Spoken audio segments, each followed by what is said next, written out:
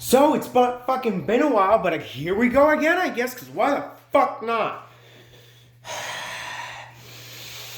I swear I hate people sometimes. I swear I fucking hate people. Because I swear to fucking God, this dumbass who used to be my friend, now I don't know if they even want to deal with me. I don't give a fuck if they do or do not. I really could give less of a shit. It's just that I'm over here explaining like, yo, I'm over here explaining like my point on positivity and negativity. Very simple fucking point. Very simple.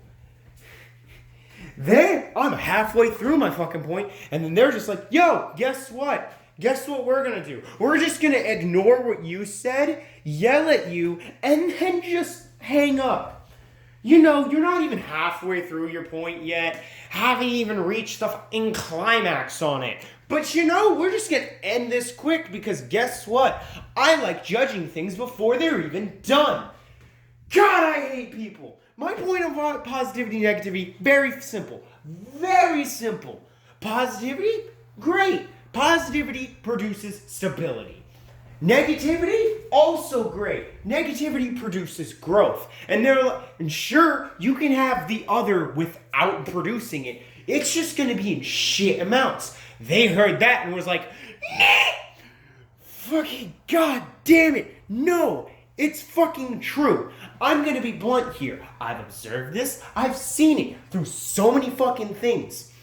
Hell, that's why oftentimes people who are raised in very not so loving households or anything are very negative. Sure, it's like, oh, you learned from your parents. No, it's also the fact that, cool, they got used to the fact, they grew up around the fact that they're not always going to feel a large amount of love.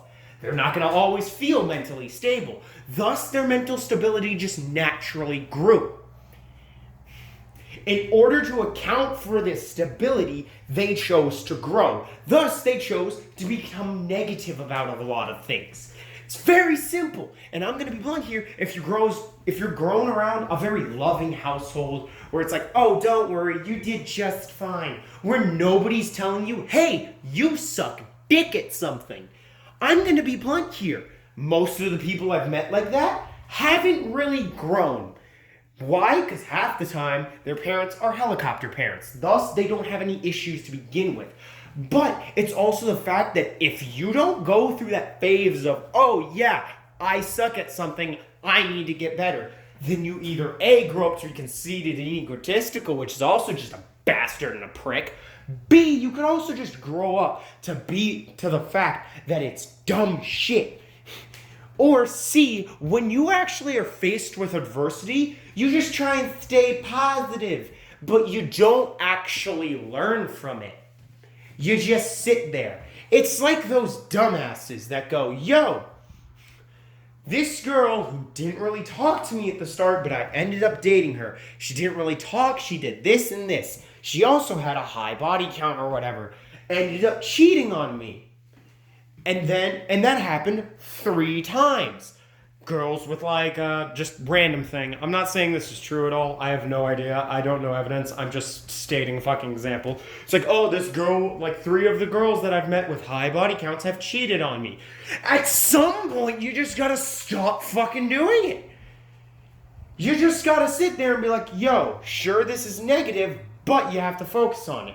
And I especially hate it because this person, they've been through rough shit in their life, but they just kind of ignored it. Or they're like, oh, I never want to talk about it. Motherfucker, you need to talk about it. You need to acknowledge that it happened. That way you can actually grow as a fucking person. And goddamn, I hate fucking people.